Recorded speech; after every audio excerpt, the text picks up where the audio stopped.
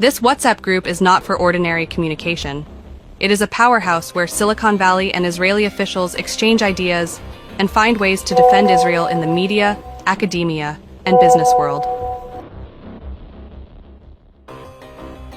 Let's take a look at the group members. Oded Hermani is a technology journalist and venture capitalist. Alon Ozer, an investor. Batsheva Moshe, the CEO of Wix Israel. Jeff Epstein, former chief financial officer of Oracle. Andy David, innovation and technology chief at the Israeli Foreign Ministry.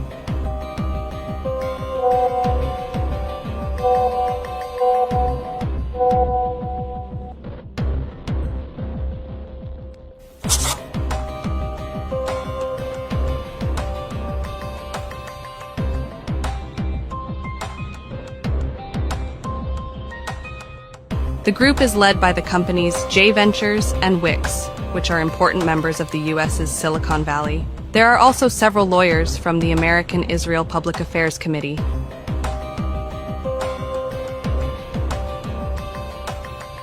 The Global Kibbutz Group, which was leaked online and exposed by 2 American journalists, was also active before October 7th.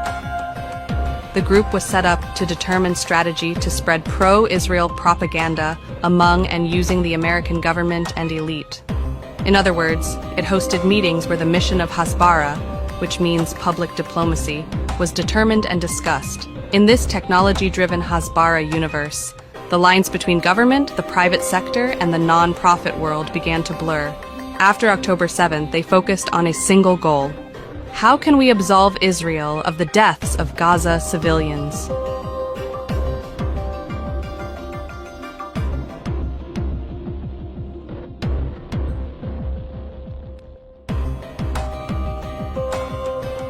A few days after the October 7th Hamas attack, Israeli Army spokesman Lieutenant Colonel Jonathan Conricus held an informational meeting via Zoom with supporters of Israel in Silicon Valley.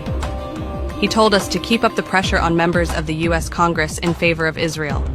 They also need to increase their influence activities in universities, media, think tanks, and elite circles, he said. After this meeting, a speech at Arizona State University by Rashida Tlaib, the only Democrat of Palestinian origin in Congress, was canceled.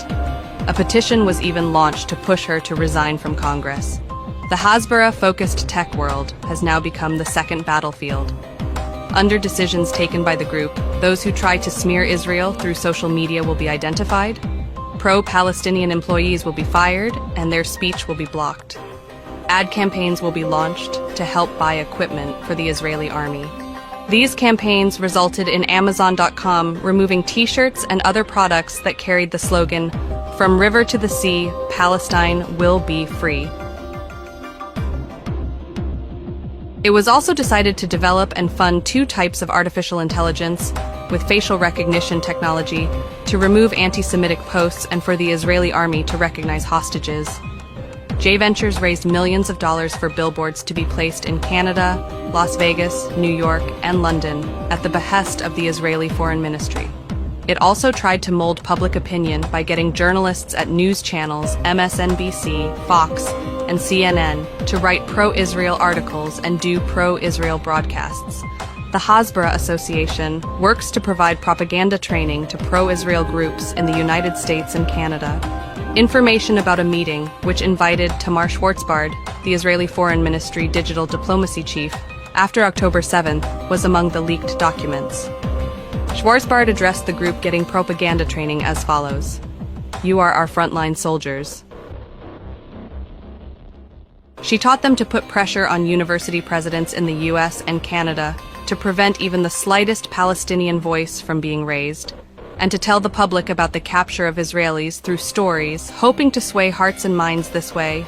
In addition, in this training, Israeli officials divided Americans and Canadians into categories and gave the trainees lessons on how to approach the various groups.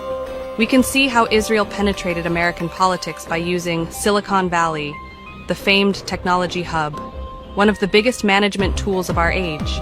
However, we will see in the coming days whether this will have an impact on American decision makers.